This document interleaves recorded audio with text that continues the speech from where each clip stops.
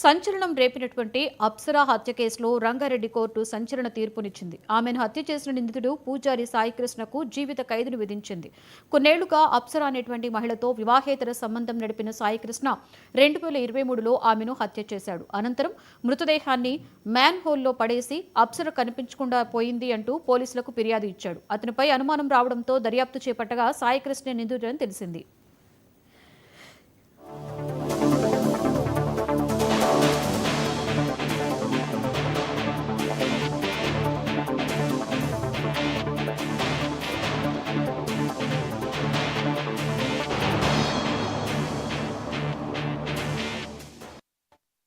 సంచలనం రేపినటువంటి అప్సరా హత్య కేసులో రంగారెడ్డి కోర్టు సంచలన తీర్పునిచ్చింది. ఆమెను హత్య చేసిన నిందితుడు పూజారి సాయికృష్ణకు జీవిత ఖైదును విధించింది.